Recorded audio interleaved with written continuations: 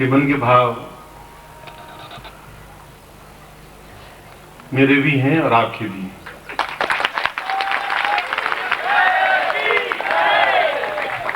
मैं धीरे धीरे आपको और वास्तव में तेजी से आपको उसी दिशा की ओर ले जा रहा हूं जो मेरा अभिष्ट लक्ष्य है, जो मेरा चिंतन है कि आप में से कुछ नहीं और आप में से अधिकतर भी नहीं, आप में से प्रत्येक व्यक्ति को सिद्धाश्रम ले जाऊं, ये था।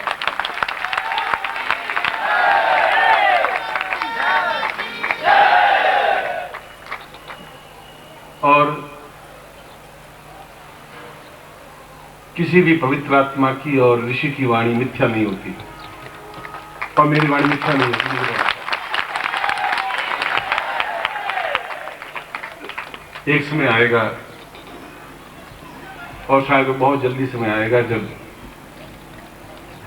आप अपने भाग्य पर इतराएंगे, लोग आपके भाग्य पर ईर्ष्या करेंगे और मैं आपके भाग्य पर हर्षित होऊंगा। ये बात नहीं, बशर्ते कि आप मेरे साथ होंगे। और सुबह भी मैंने बताया था कि आप मुझसे अलग हो नहीं सकते।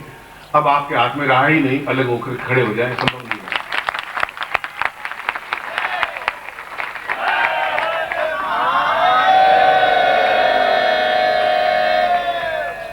और इसी प्रसंग में मुझे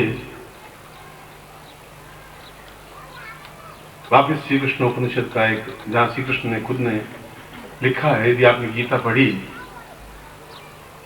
गीता के 1800 श्लोक हैं और हमें उपलब्ध केवल 782 श्लोक ही हैं। बाकी श्लोक ही लोप हो गए, विलुप्त हो गए और गीता अपने आप में अधूरी रह गई। जो गीता भगवान कृष्ण ने कही उसमें काफी श्लोक अपने आप में लुप्त हो गए, रहे ही नहीं। इसलिए श्री कृष्ण उपनिषद में भी वही प्रसंग, जो अभी प्रसंग चल रहा था, वही प्रसंग मुझे स्मरण आया जब राधा कृष्ण को कहती है कि मैं बहुत प्रिय हूं आपकी और ऐसा कोई सांस न लेती हूं या छोड़ती हूं जिसमें आपका नाम या आपकी छवि अंकित नहीं होती है। प्रत्येक क्षण और जीवन का प्रत्येक सांस केवल और केवल आपको समर्पित इसलिए कर दिया है कि मुझे समाज की कोई परवाह नहीं है। समाज कुछ क्षण कह करके चुप हो जाएगा। और यह भी निश्चित रूप से है कि आप सिद्धाश्रम के योगी हैं, गृहस्थ होते हुए भी आपको हर व्यक्ति योगी नाम से भी पुकारता है, योगी राज के नाम से भी पुकारता है। और इतनी गोपियों से आप प्रेम करते हुए भी अपने आप में विशुद्ध निर्मल हैं और शुद्ध चित्तवृत्ति के हैं।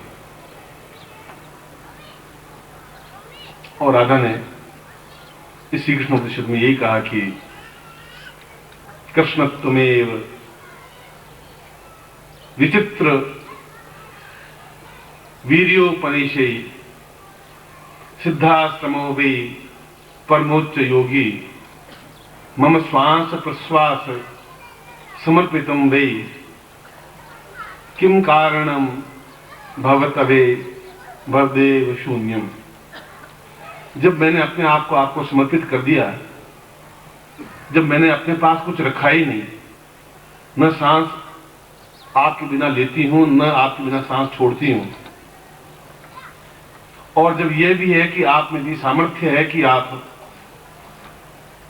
पूर्ण रूप से कूटनीतिज्ञ हैं, पूर्ण रूप से विद्वान हैं, शत्रु संहार करता है, और सांदीपन जैसे ऋषि के आप शिष्य रहे और उन्होंने कम समय में आपने इतना ज्ञान प्राप्त किया, और सिद्धाश्रम नित्य आवागमन आपका होता है। मैंने शास्त्रों में पढ़ा है कि उसके बिना देवताओं का जीवन भी अपने आप में निष्फल और व्यर्थ है। और अगर मैं इतनी प्रिय हूं तो फिर आप मुझे सिद्धाश्रम क्यों नहीं ले जा रहे? या तो आप मुझसे प्रेम नहीं है, या आप मुझसे छल कर रहे हैं, या इतना समय मेरा आप व्यतीत कर दिया है, जब मेरे प्रारंभ से लगा के आज तक केवल एक ही चिंतन, एक ही लक्ष्य रहा है कि शुद्ध मन से आपके साथ प्रेम करूं। और मैंने शुद्ध मन से प्रेम किया है तो आप में इतनी क्षमता है कि ये छोटा सा कार्य है, बस एक बार ले जाना है, मुझे दिखा देना है, मेरे मन की प्यास बुझ जाएगी। तो आप क्यों नहीं ले जा रहे हैं? तो श्री कृष्ण ने उत्तर दिया कि निश्चित रूप से तुम मुझे प्रिय हो, और प्रिय का तात्पर्य है कि अपने अंदर पूरी रूप से समाविष्ट होने पर ही प्रिय कहलाता है। यह पति के लिए या प्रेमी के लिए भी प्रिय शब्द आता है, प्रेमिका के लिए भी प्रिय शब्द ही अंकित होता है। और यह भी निश्चित रूप से है कि मैं सिद्धाश्रम में आता जाता हूं और वैसा स्थान इस ब्रह्मांड में कोई और है ही नहीं जहां देवता लोग भी तरसते हैं कि हम सिद्धाश्रम में कुछ क्षण व्यतीत करें। और जो गए हैं और जो हैं और जो वहां से आते हो जाते हैं, उनके भाग्य तो करोड़ों करोड़ों देवताओं से भी अत्यंत उच्च कोटि के हैं। इसलिए तुम नहीं जा पा रही हो कि तुम मनुष्य हो, ये कारण नहीं है। यह भी कारण नहीं है कि तुम कम बुद्धि की हो या कम उम्र की हो। यह भी बात नहीं है कि मैं तुम्हें ले जाना नहीं चाहता। मूल रूप से बात यह है कि जब तक मैं तुम्हें सर्वांग पूर्ण नहीं बना दूंगा तब तक तुम चल ही नहीं सकोगी। वहां सर्वांग पूर्ण बनाना आवश्यक है, तुम्हें प्रत्येक चीज तुम्हें पूरी देनी आवश्यक है।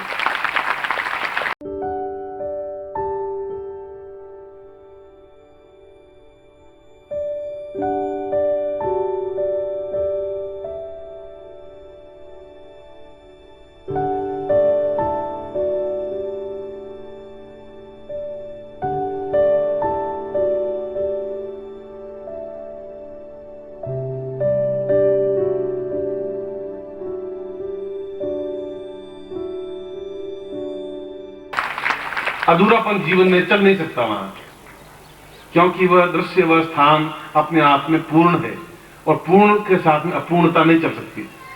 मैं धीरे धीरे तुम्हारे स्वरूप को बदला, तुम्हारे यौवन को बदला, तुम्हारे रूप को बदला, तुम्हारी वाणी को बदला, तुम्हें अपने शरीर से समाहित किया, तुम्हारे शरीर में समाहित हुआ।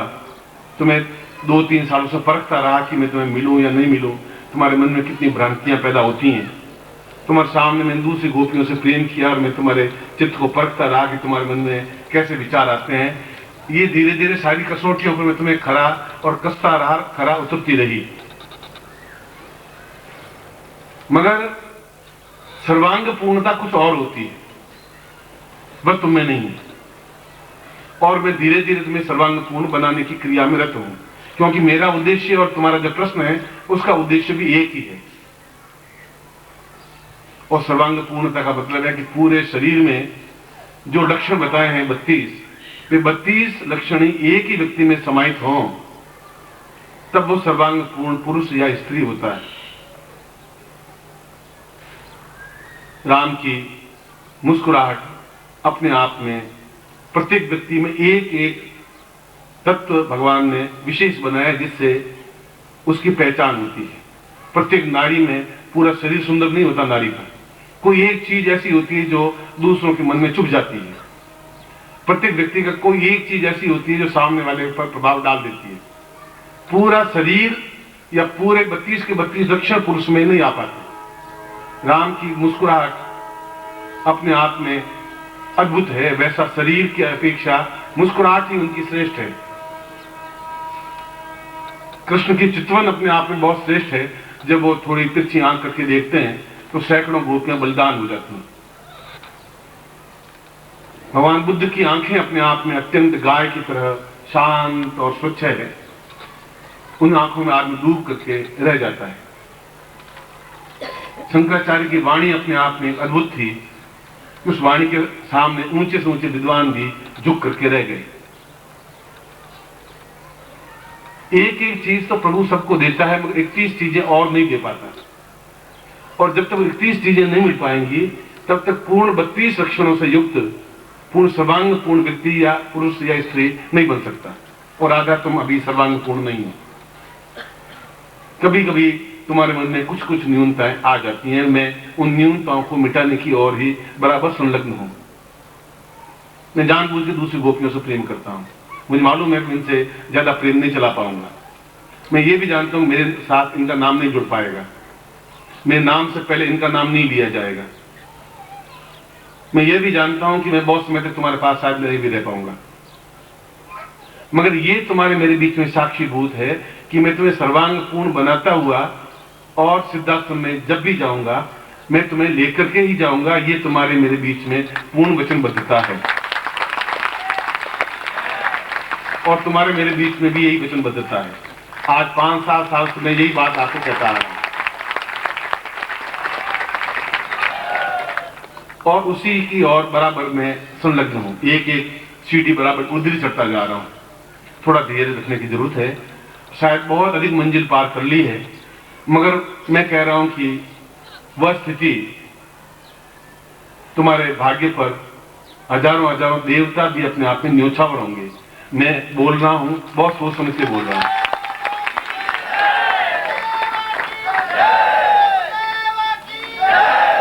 यदि भगवान शिव चाहें या विष्णु चाहें या ब्रह्मा चाहें या इंद्र चाहें कि अपनी इच्छा से वहां चले जाएं, वैसा संभव नहीं हो पाता। ऐसा कॉमन गेट नहीं है कि गए 5 रुपए एंट्री फीस लिए अंदर घुस गए, वैसी चीज वो नहीं है। और आप में ताकत है, वहां ताकत भी काम नहीं आती।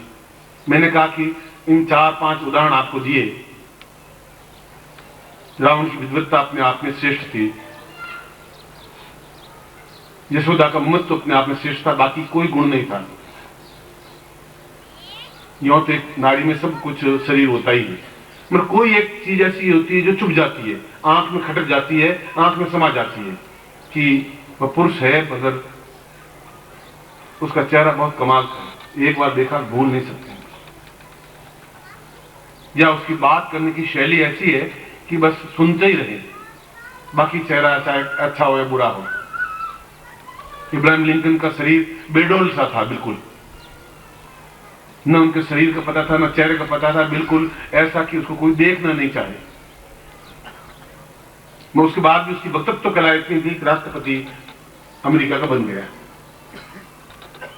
इसलिए सारे गुण कि उसकी वक्तत्व हो, बोलने की क्षमता हो, सामने वाले पर अपनी बात का प्रभाव डालने की क्षमता हो, विद्वान हो, जो अपने आप में पूर्ण सम्मोहन हो, वो अपने आप में उसकी चितवन हो, उसके आप में मुस्कुराहट हो, उसके चेहरे पर एक ओज हो, उसके शरीर में ताकत हो, एक भुजदंडों में पूर्ण यौवन हो, और वह चले तो ऐसा लगे कि जैसे समुद्र उमड़ घूमड़ करके चल रहा हो। ये सारी चीजें एक ही व्यक्ति में सन्निहित नहीं हो पाती। इसलिए प्रत्येक व्यक्ति को शास्त्र ने अपूर्ण कहा है। व्यक्ति अपने आप में अपूर्ण है, और शास्त्र कहते हैं पूर्णमदः पूर्णमिदं पूर्णात् पूर्णमुच्यते। आदमी को पूर्ण होना चाहिए,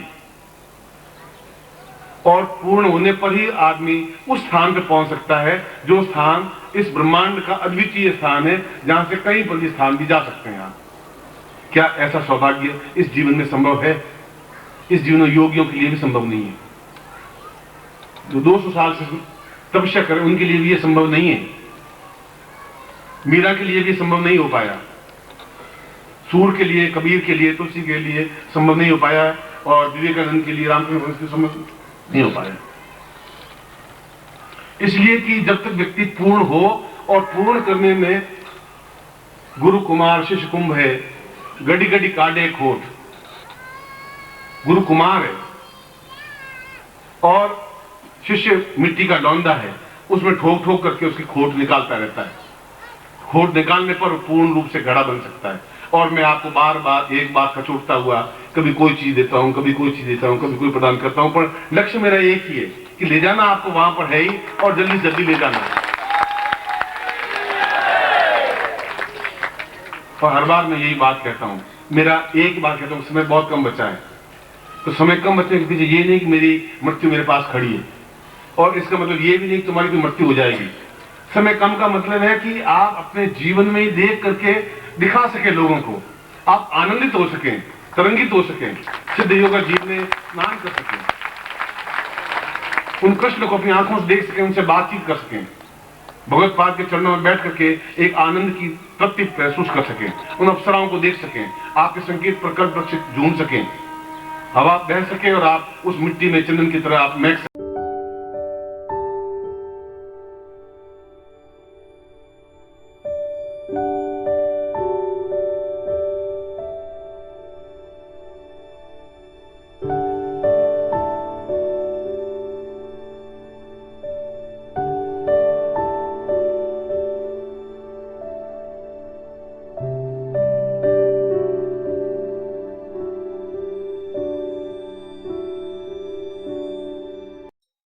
ओम परम तत्वाय नारायणाय गुरुभ्यो नमः। ओम ह्रीं मम प्राण देह रोम प्रतिरोम चैतन्य जाग्रय ह्रीं ओम नमः। ओम भूर्भुवः स्वः तत्सवितुर्वरेण्यं भर्गो देवस्य धीमहि धियो यो नः प्रचोदयात्।